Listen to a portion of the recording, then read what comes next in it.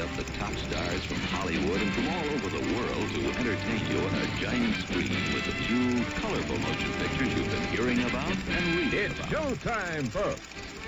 Enjoy the show. We're delighted to have you with us. They're driving theater. You'll find something to please you to add to your evening's enjoyment. Is pleased to bring you our feature presentation.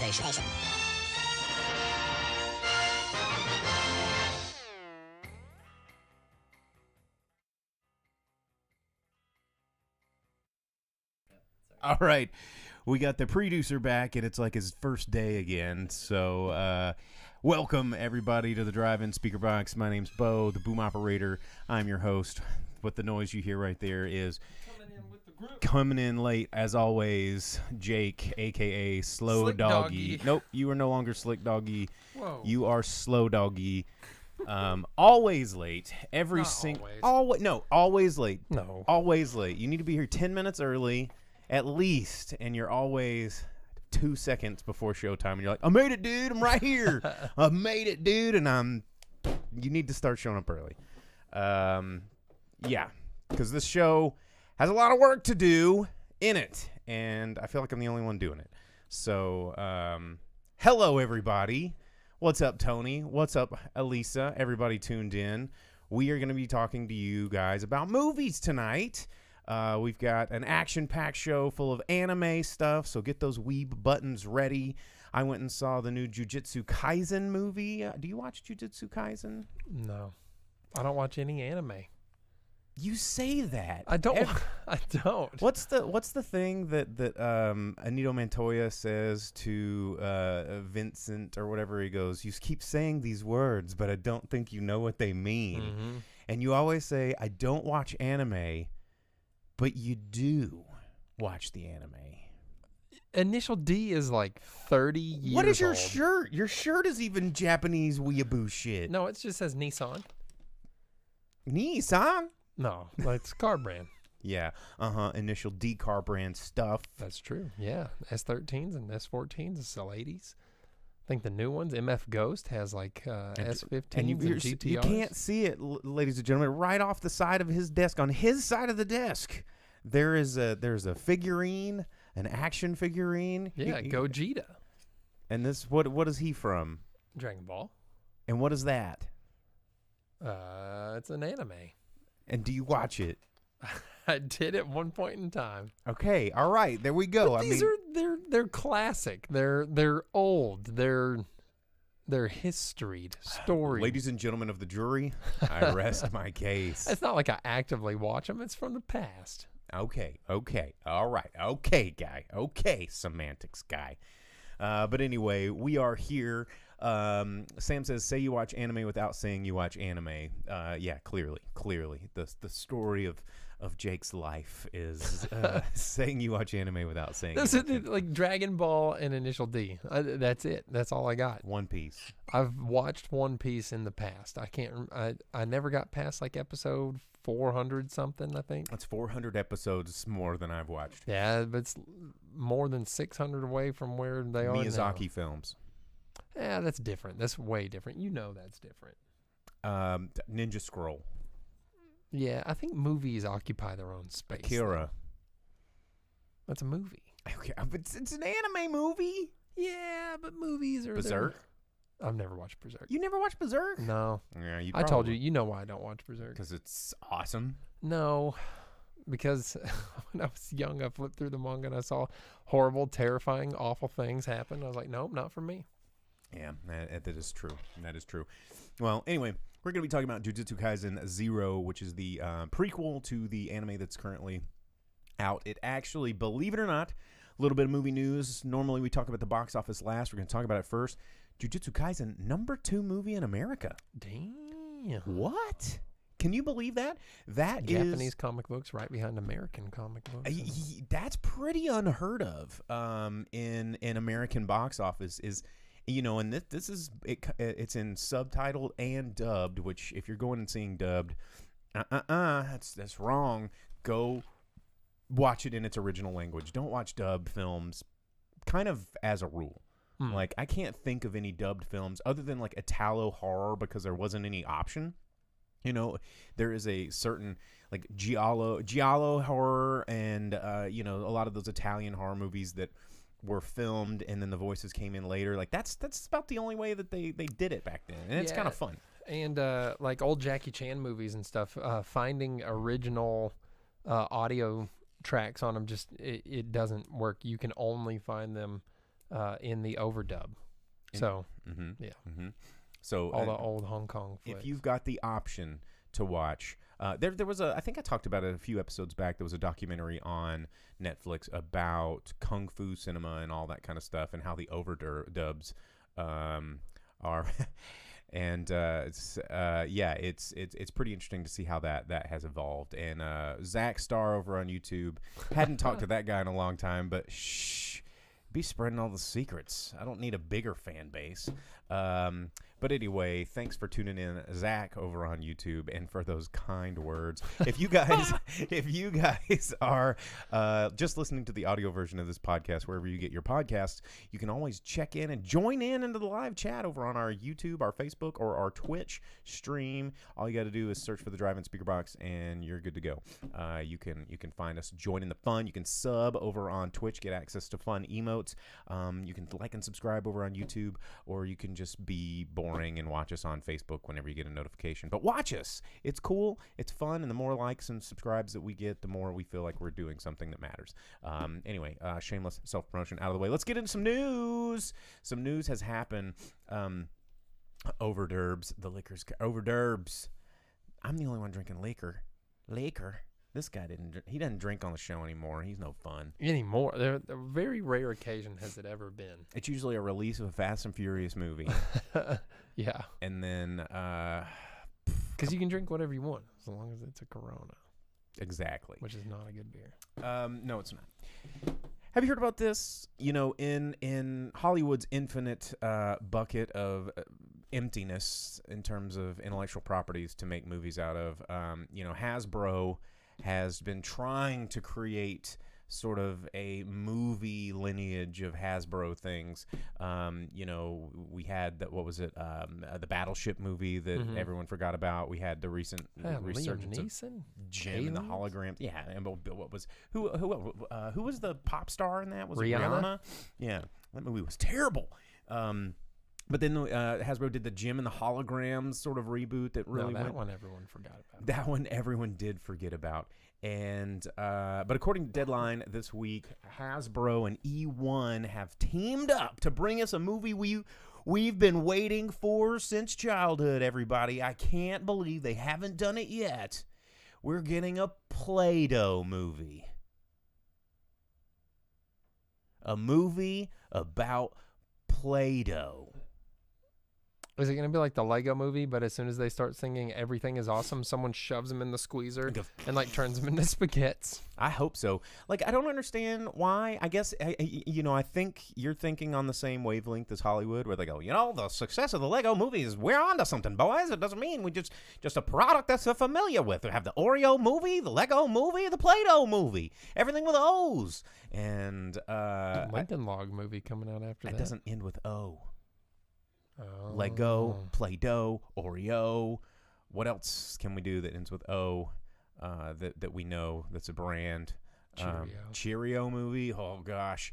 But you know, SpaghettiOs. Oh my God, a SpaghettiOs movie. It's like a Chef Boyardee verse, and there's like SpaghettiOs and the little those nasty raviolis. Like Chef Boyardee, like. He makes some pasta, right? But only SpaghettiOs. And I don't even know if SpaghettiOs are Chef Boyardee anymore. Like, maybe they're their own. They broke off, and they're just like, screw you, chef. We're going on the road. We don't need you anymore. And then their own brand. But I imagine this is going to be like I assume a claymation movie? You know, I mean, it would be kind of dumb to not. What if it just turns into Clay Fighter, the movie? That sounds cool. McLean says Hasbro and Blumhouse present Ouija. That was already a movie. It wasn't Hasbro and Blumhouse, but Ouija was a movie. A Ouija movie, yeah. Whammo Vince over there with Whammo. Is that company still exist? They made like frisbees and sort of like Nerf-ish balls and home run wiffle balls and bats. It was Whammo. That was a big brand. Did in they like make sock and boppers? I mean, that sounds like something that Whammo would make. I mean, it was like a big brand in like the early to mid '90s, like Whammo. Like that was all the shit you want on Double Dare was like Whammo stuff, you know. But anyway, I assume this is going to be a claymation movie. It's going to be Lego movie, but claymation. I don't know. That's just me. I don't have any other news on this movie other than it's been greenlit. But if Bostradamus knows anything, it's going to be that they're going to duplicate the Lego movie stylings, but with Play-Doh, and it's just going to be like a goopy guy. It's going to be actually. Hang on. I think I have an old Play-Doh character toy. Hang on. Here we go. Y'all remember this? Snap. Where's- Mr. Bill, oh no. Where's my upper cam? Boop. There we go. Oh no! And yeah, Mr. Bill. That was Saturday Night Live, wasn't it? No. I don't think so. Pretty sure it was a Saturday Night Live sketch. Hang on. From his humble Super 8 beginnings that smashed him up on the TV screens nationwide on Saturday Night Live, Oh, snap. to the unique spot that he now occupies in the nation's consciousness, Mr. Bill has become a legend. In 1975, fresh from the can, he got his big break on Saturday Night Live's home movie contest. Submitted as a parody of bad animation, he took the prize with creator 18-year-old Walter Williams, went on to spend 5 years with SNL. Blah, blah, blah, blah, blah, all on the back of this package here. But yeah, Mr. Bill was just about a dude that was a clay guy, kind of like Gumby, and he'd come in. He's like, "It's me, Mr. Bill. I'm gonna go to Hollywood," and like the H would fall on him and crush him, and they go, "Oh no, Mr. Bill!" And it was just like He just got destroyed constantly. yeah, it was like kicking groin comedy. Like that's what Mr. Bill was. You never know what you're gonna find in the drive-in speaker box set. It's like Pee-wee's Playhouse in here with all the fun toys. I remember what was it, Vince? I think suggested maybe that's like we'll reactivate our Patreon for like a day, and that'll be the Patreon video. It's just like a tour of the studio and all the dumb shit we have in here, and it'll be like we got a toy on the shelf, like Pee-wee's Playhouse. Yeah. And hopefully no one will calculate up how much money we spent on that stuff. Well, yeah, like and subscribe so we can buy more dumb shit. Let's see. Logan says Whammo was post-World War II company. They invented the hula hoop and the slip and slide. Dang. Good information. Let's see. SpaghettiOs is now under the Campbell's umbrella. Okay. So yeah, dueling shitty canned pastas there. Jacqueline over there LOLing at our Mr. Bill and Pee-wee Playhouse stylings. Vince says, it was me, but I guess Jake had to get out. Okay, yeah, that's what I thought. But thanks for the suggestion. One of these days, we're going to do it. What was it? What? It was when you were gone. That was a suggestion. It was I do a tour of all the stuff here on the set. Need to redo the set. I think the set needs like a redo. I need to install some like lighting on the ceiling. I need to get more. I'm obsessed with it, and it's kind of a mess in here. I think we need to upgrade. But I don't know if you read about this. We've been talking about it for a while. The Halo show that's coming out. And I read something that was a little bit disturbing, and it makes a lot of sense. But the Halo showrunner was explaining why they, quote, didn't look at the game at all when creating the TV series because they didn't want to be married to the constraints of the game.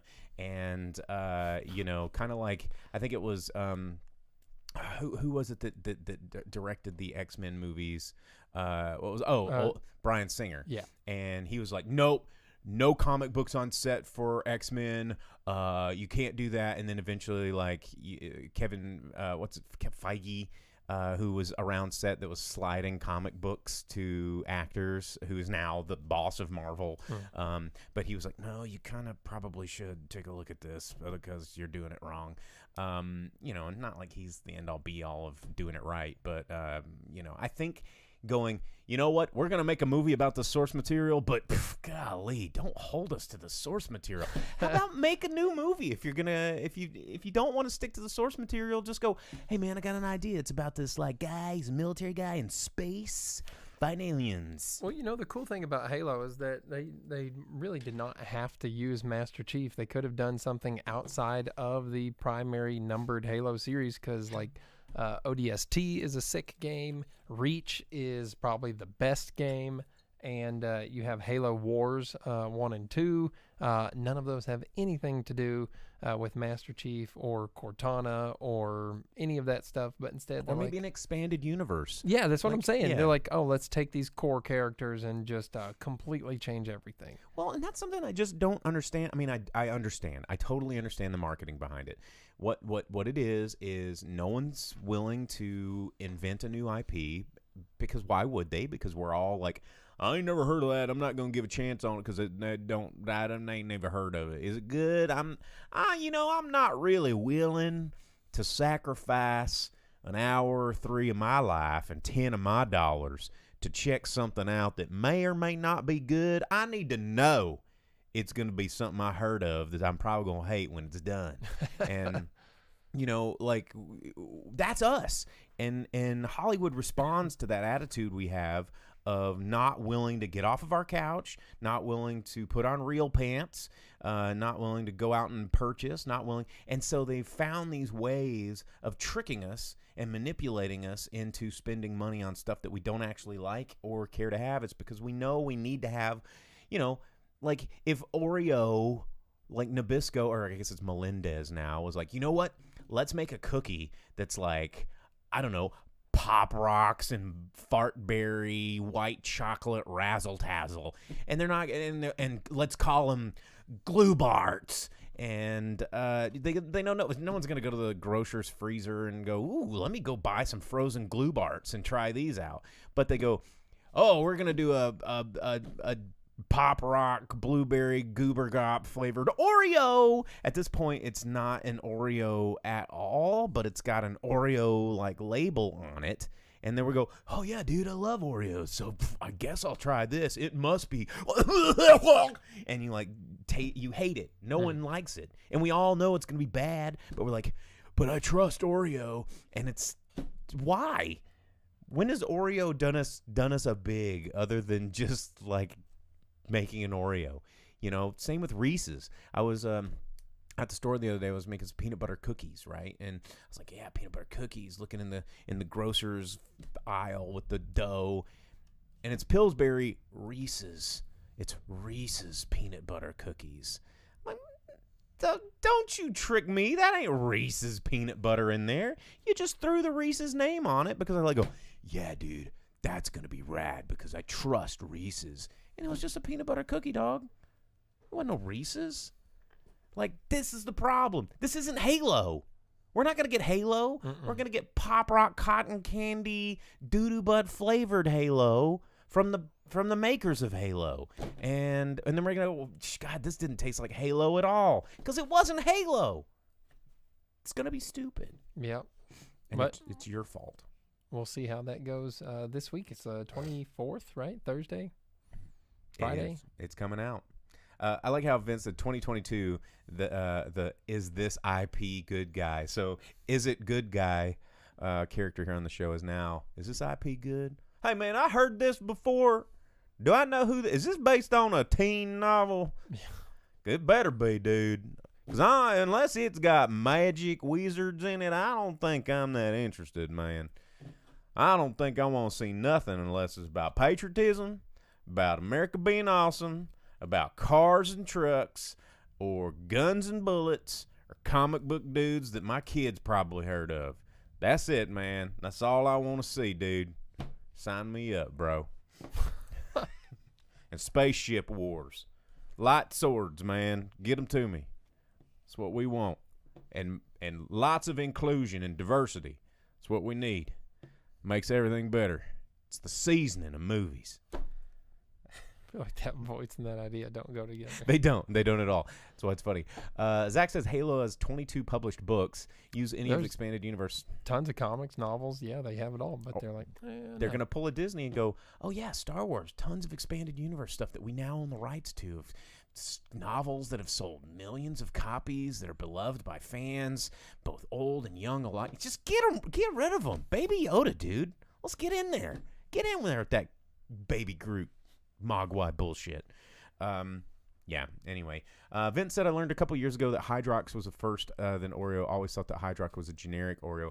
Hydrox, there's only one way to eat a Hydrox cookie, and that is served one at a time on a brown paper towel from an elementary school dispenser. Like, that is with like a little sprinkling of bland-ass popcorn. Like that.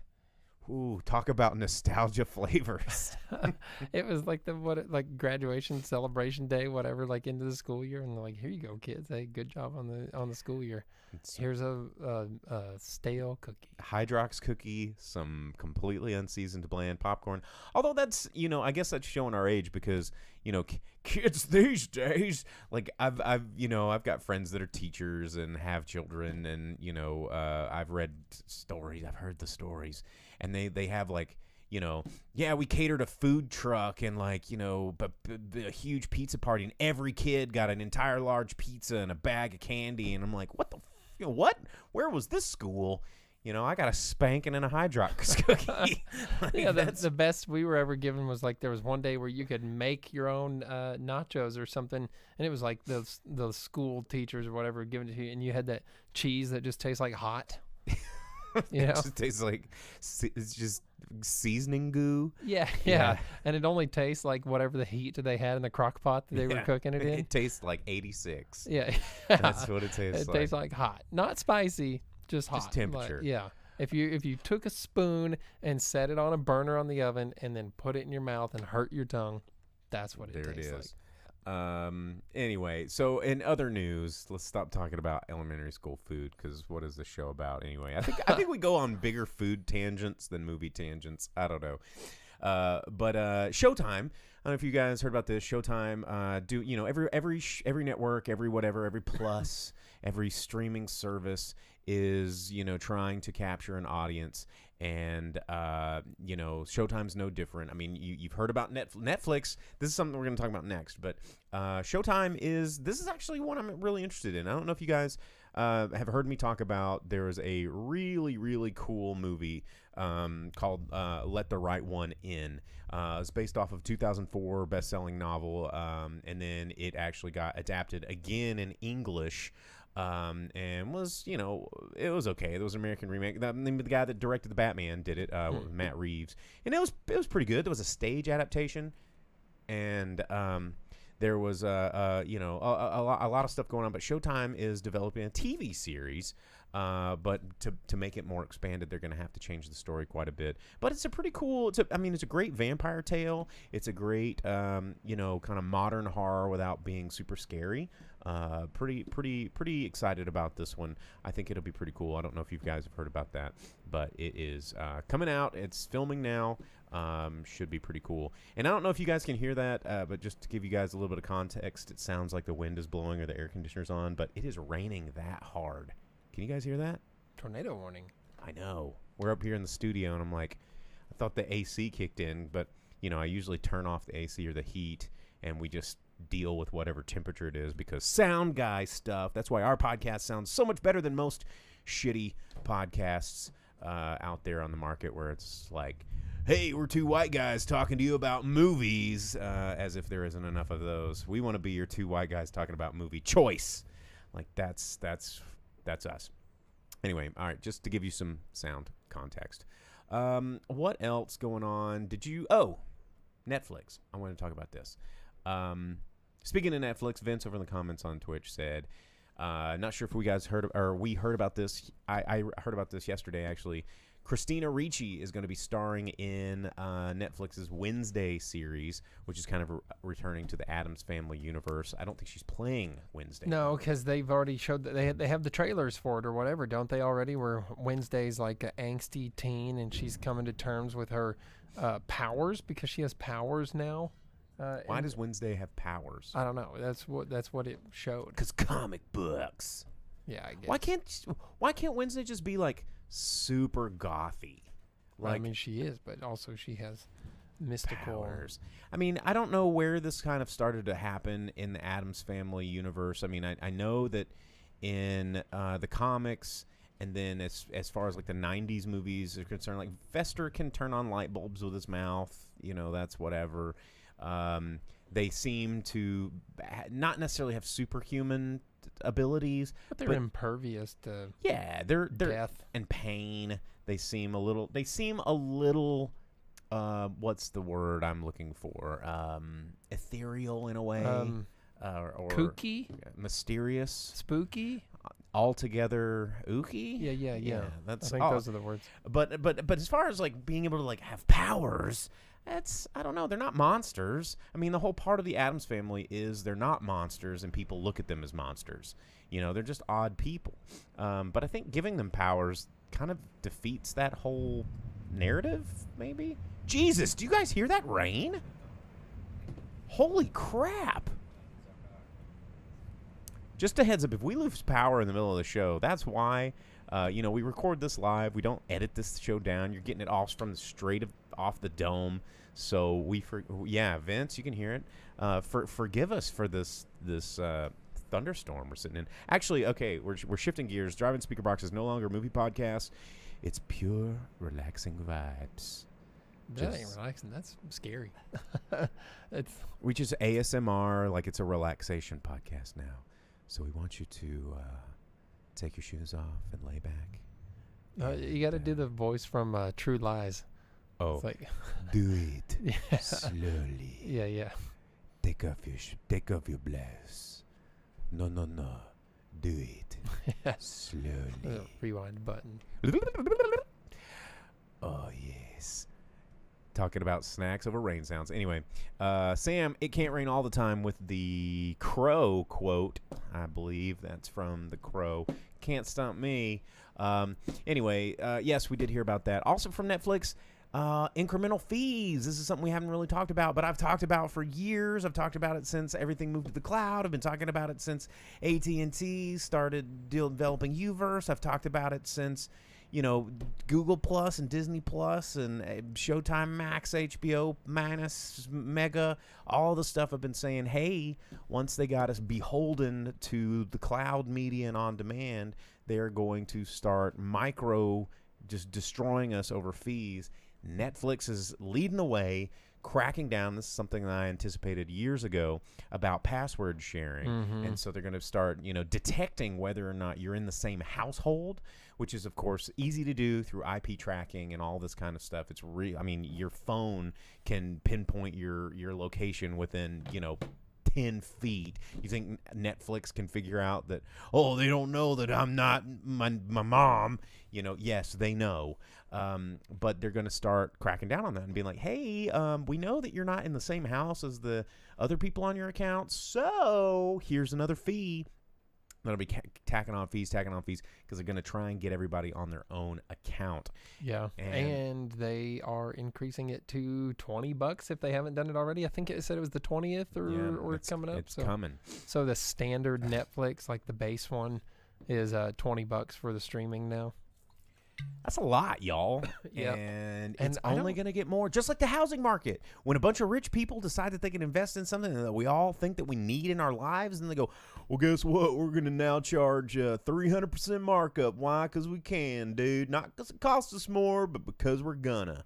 And that's the way it works, and we just have to deal with it. Mm. It sucks. It really sucks. Some of the streaming services, though, they have it where it says clear in the options. It's like, oh, you can pay for this, and you can have people log in no matter their location.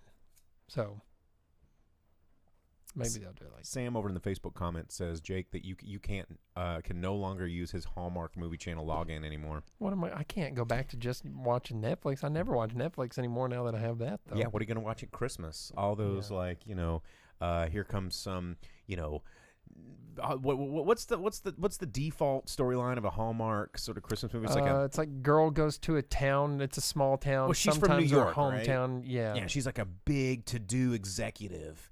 and she goes to a small town, right? Mm-hmm.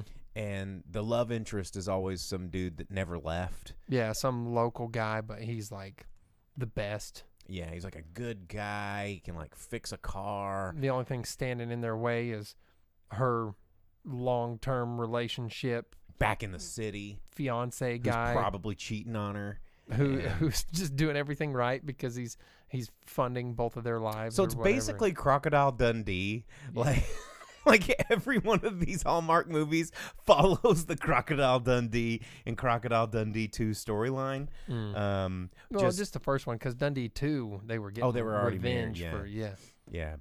But yeah, Crocodile Dundee, that's what it is. She's just like, yeah, I'm a hard ass, bad bitch from the New York City coming down here to do a story with my dumbass, like, coke snorting, newspaper producing boyfriend. And then there's this rugged ne'er-do-well, like crocodile wrangler who wins my heart, but my parents and all my affluent, like, socialites don't approve of this new love. And then what is it? Bill Conti does the score to that, and it's so good. Yeah, doom boom boom boom boom boom boom. Dude, that is a score for all scores. And then, like, when I was a kid, I always tried to make that thing from Crocodile Dundee 2. Wow, wow, wow, wow, wow, wow, wow. Yeah, the walkabout telephone or whatever. Anyway, what I was going to talk about was, I don't know if you heard this news. We've talked about it. The Dungeons and Dragons movie, not to be mistaken for the Dungeons and Dragons movie that came out in like 2000. That was just terrible and unwatchable. You talking about the one where Jeremy Irons was the bad guy and had a Wayne's brother in it? And the Red Dragon was a T-Rex done in claymation style like the Rancor? And it was basically the Rancor fight from Return of the Jedi? That one? Now that you are refreshing my memory, that sounds awesome. It wasn't. It was so bad. But here's the thing. But what if it is awesome? Like, what if going back after 22 years, we go, you know what? We have been so indoctrinated with garbage butt MCU movies that maybe, just maybe, the Dungeons and Dragons movie is now awesome. We have devolved so low that yeah, there it is. No. Anyway, well, Chris Pine is set to star in a new Dungeons and Dragons movie. Went on interview this week and was dodgy on giving details, but it does sound like it's going to be a comedy. And a lot of Dungeons and Dragons content coming out right now. You got like Legend of Vox Machina. You've got Harmon Quest. You've got a lot of these live action, everything that what's his name, the big muscly guy that does Deathwater and the Death Saves, Joe Manganiello. There he is. All of these. There's a lot of D&D podcasts, and a lot of it they try to sell you with the slapsticky. It always comes down to the bard. Right? Like the bard character is always like, penis jokes. And you're like, oh man, Dungeons and Dragons has penis jokes. It's Rick and Morty with dragons. I'll watch this. And that looks like what this is going to be. It's Chris. Have you been listening to the McElroys? No. That's exactly how their D&D podcast That's how they is. all are now. And, Chris Pine said that it's like, it says there was a lot of laughs. Quote, the way that I've been describing it, it's like Game of Thrones mixed with a little Princess Bride, a smidge of Holy Grail, and somewhere in that ballpark. It says it's got thrills, it's poppy, it's 80s heartfelt. There's a bit of Goonies in there, and my character is the ultimate party planner. It's gonna be really good. Sounds like it's going to be really bad. It sounds like Chris Pine is going to play a bard, and it also starring Justice Smith, Sophia Lillis. Hugh Grant is the villain, and Michelle Rodriguez is in it, and I think she's playing a barbarian. So that checks out because it's all Michelle Rodriguez plays is just like, I'm Michelle Rodriguez, I'm going to punch you in the face because I don't take your shit. And like that is her character in all things. Well, Justice Smith just screams. She'll probably be a wizard or sorceress of some sort. That's a guy. Justice. Oh, I'm thinking of Willow. Back and forth. I'm thinking the other Justice or the other Smith. The other Smiths. Sam says, Your Highness Part 2, kind of, maybe. There's someone that remembers that movie. How about that? Yeah, or Knights of Badassdom. That movie was lame. But it had Peter Dinklage in it. Yeah. Didn't stop And had it. Jason, Australian Jason, or Jason Stackhouse. I can't remember his name. He was in Hurricane Heist. Oh. Like, Jason... The one guy that pulled off a Southern accent? Yeah, well, guy? that's the crazy thing, is he is the only actor in Hollywood today that plays a actual, believable Southern character, and he's Australian.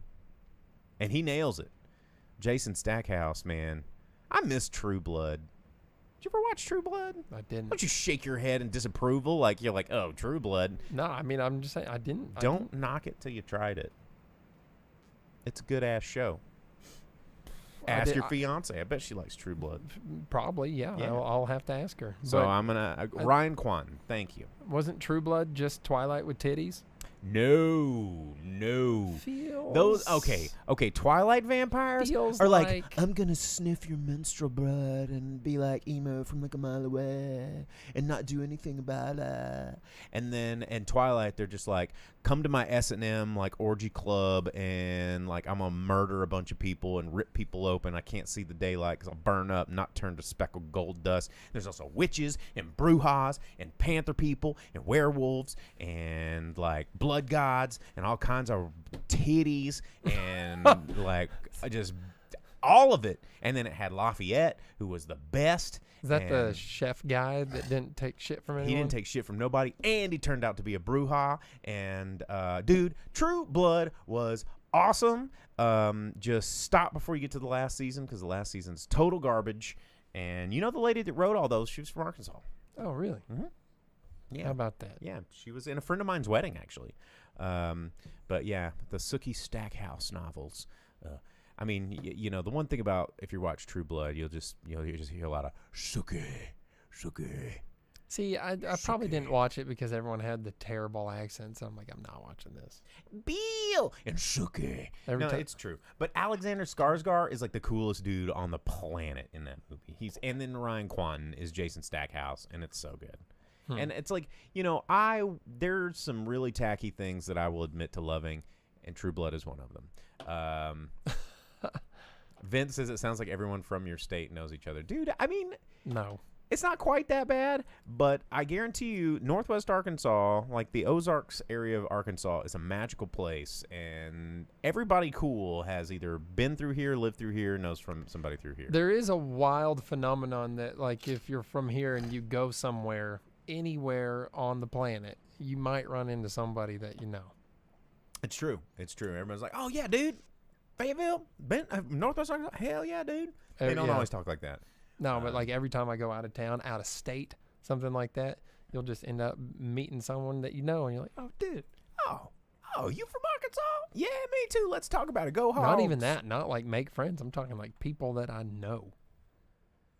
Like personally? Yeah, yeah, Like, what's yeah. up, dude? Yeah, What are you exactly. doing here? All right. Well, anyway, that's the news. Let's talk about a movie. I need to review this movie really quick because that's what we do here on the show.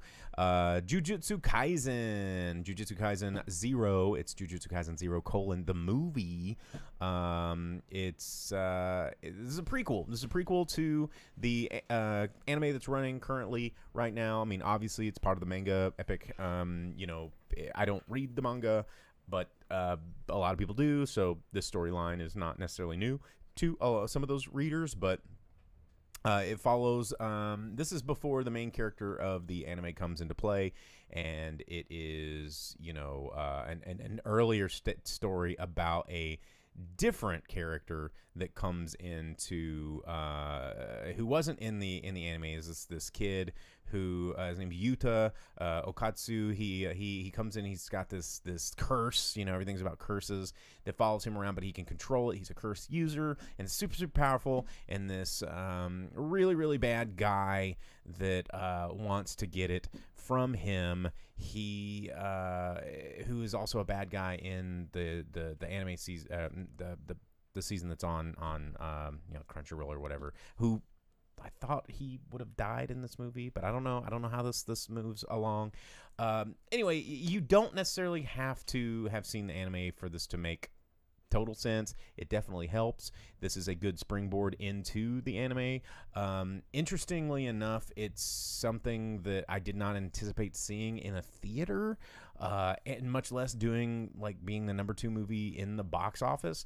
This movie is, it's interesting because it's kind of borrowing a page from late 90s, early 2000s, like something, the movie, back when it was like a big deal to have a movie from a TV show. And, the budget's a little bit better. The animation is a little bit better. They get a little bit more frames per second, which is, makes the animation a little smoother.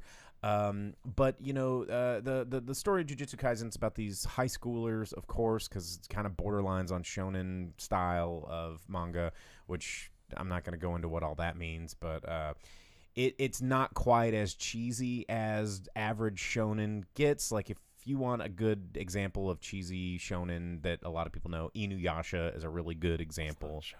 It's pretty close to shonen. Okay, well, original Full Metal Alchemist, not Brotherhood, pretty shonen-y. It's shonen adjacent, kind of like Demon Slayer. You're like, it's not shonen, but there's shonen adjacent themes and characters. It's all around high school. There's usually like, some sort of forbidden romance and like not being able to figure out how to talk to members of the opposite sex and stuff. But this kind of throws a lot of that out the door and gets straight into like demon slaying or curse slaying.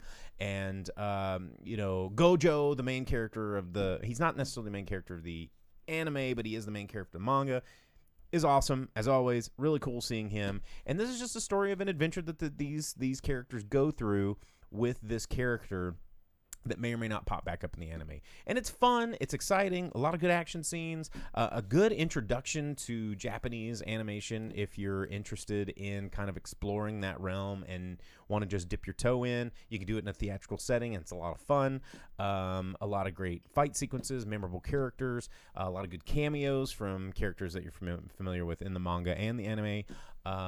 Without getting too heavy in the power level kind of shit that a lot of these animes tend to go into. A lot of animes like Dragon Ball or some of these other ones that's all obsessed with like, I can't believe he's at level 9,000. His power levels are off the charts. And it's like, we got to train and focus to achieve this new power level. And, a lot of that anime stuff can get really lost in that. And this is different. The thing I think that makes Jujutsu Kaisen sort of approachable to American audiences is the way that the curses manifest. It's through negative energy and bad thoughts that that people dwell upon, and tragedy that people face that creates all this bad energy in a place that eventually manifests into some sort of creature. So you see a lot of these curses in high schools where people get bullied and people don't have good times in high school. Hospitals where people are losing loved ones and all this kind of stuff. And it deals with a lot of kind of emotional trauma that people deal with. That just manifests itself in some sort of like way that can lash out and actually harm people, which is kind of a cool idea. And that's, I think, one of the reasons that Jujutsu Kaisen has managed to, attract such a wide audience. I still can't figure out how it managed to attract this wide of an audience. I mean, I like it. I mean, I would have figured Attack on Titan or something, or Tokyo Ghoul Sans like 5 years ago would have been something that we could catch in a theater. Jujutsu Kaisen caught me totally off guard. I couldn't believe it was in theaters. So I don't want to go into a huge deep review of this other than it's pretty fun. If you're a fan of the show, if you're a fan of the manga, you're going to love this. It's great seeing something like this in theaters. It's a little bit different than normal. I saw it subtitled, as it should be. I know that it is playing in dubbed, so check your local listing to make sure it will say in the title subbed or dubbed to know which one you're going to see.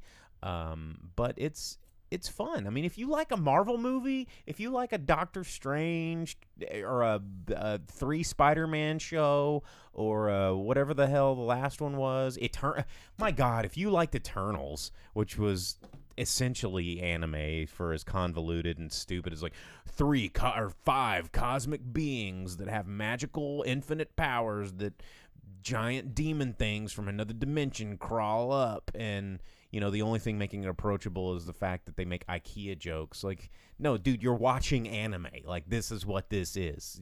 Don't think that anime's only for weebs. It can be for everybody, and honestly, it's more fun animated. Me?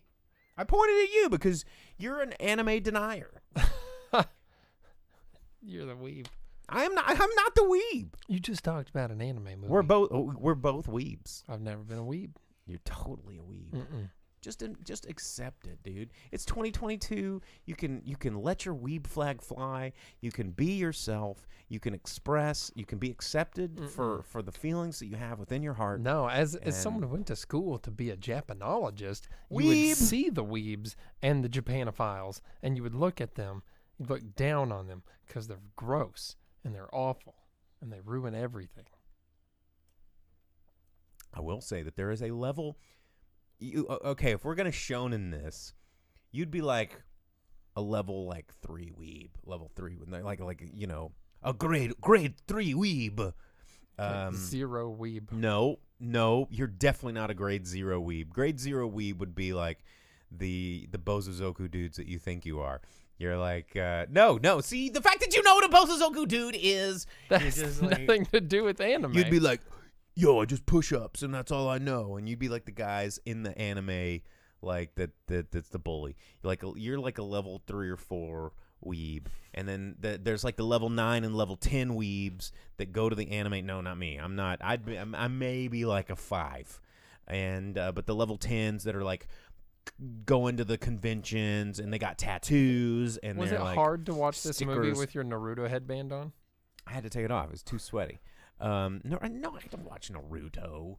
But yeah, I mean, those are the ones that kind of ruin it for everybody. Like, I mean, cosplay is kind of in the middle. Like, cosplay can be really cool, but people that make it like a super lifestyle and, that wear the ears out in public all the time and then act all like affronted when you're like, oh, what's the deal with the ears? And they're like, I can't even believe you. And I'm like, I don't know. Like cat ears Or something? Naruto headbands and, Tanuki. Like, why don't they make like Tanuki nut sacks that you can like wear and just like go, it's just how I express myself. It's my Tanuki nut sack. And that's what we should. That's what I'm gonna do. I'm gonna go into business. I'm gonna make Tanuki nut sacks that people can like wear and They're like fanny packs, and they just keep all sorts of stuff. But it has a blanket that folds out. Magic and a kite and like yeah. That's what I'm gonna put on my car. I'm not gonna put truck nuts on my car. It's a Tanuki nuts. Like that's what it's a magic Tanuki. Transformative Tanuki nut sack. Google Tanukis and have a great time. Actually, Google Tanukis while going to your local liquor store and getting a carton of Tanuki sake, which is a great table sake if you're into drinking rice wine. And if you want to watch a movie, there's Pompoko. Pompoko is a Ghibli movie about it, which if you want to watch anime movies, Studio Ghibli Fest is going on now. You can check that out, Fathom Events. Logan wants a rundown of Jake's foreign films for a up-and-comer. A crash course on Jake's foreign films. Did you watch any foreign films? Not lately. You watched the foreign film. I did watch the foreign film. Yeah. Here on the show, we watch foreign films. On occasion, typically it's me watching a film originating from South Asia of somewhere, and we talk about those, and it's met with mixed expressions from the boom operator. Depends on the movie. I mean, sometimes like the 5-hour Bollywood movies. I tried to get into Bollywood movies. 5 hours. 6 hours then. I've tried. I had a buddy of mine, Will Simmons. Shout out to him. You, don't watch the Bollywood. Watch the Tamil or the Telugu. I will see Tamil. I will say that Tamil films are a little bit more easy to digest than Bollywood films. Bollywood is not. I've tried. There's a couple of Bollywood movies that are all right, but yeah, I will say Tamil, because Tamil tends to lean more into the action insanity, which is pretty hilarious because their CGI is just not ready for it yet. But they're like, we're doing it anyway. It doesn't matter. Because it's about the experience and it's fun, man. It's so funny. Doesn't need to be the best. Yeah, you want to watch some sick Tamil movies, find out about Jake's foreign films. Find yourself Bahubali. Watch it in Tamil if you can. It's on Netflix, I think. Still, it's a 2-parter. Very, very good. And then find and watch Saida Nada Simha Reddy. That one's good.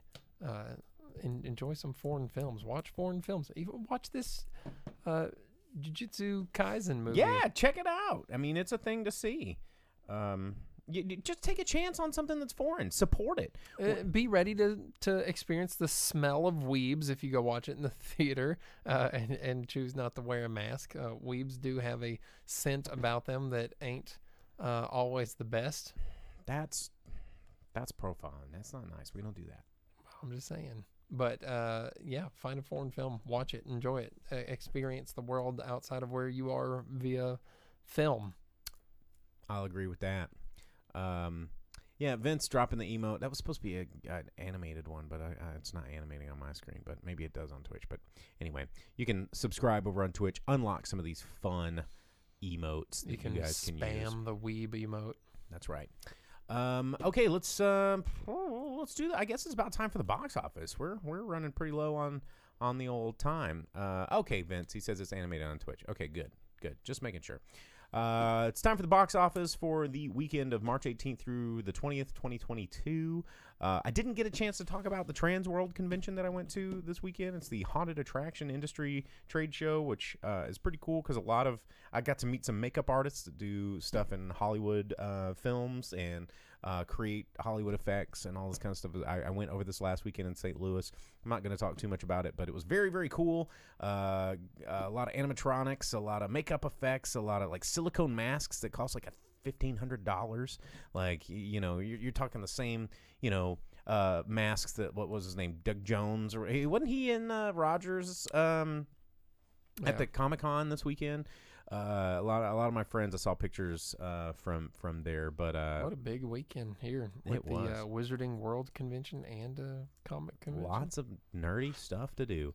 And then this weekend, going to go down to Texas for the Texas Pinball Festival, but we'll be back for the next weekend show. But anyway, domestic box office for March 18th through 20th, 2022. Top 10 movies in America. These are all domestic numbers, by the way. Number 10, Uma, which opened at number 10. Not a very good opening, but only opened in 805 theaters nationwide. It brought in $915,000 to the box office. I also didn't realize we didn't talk about the new movies coming out this weekend, so we'll do that right at the end. So stay tuned for that.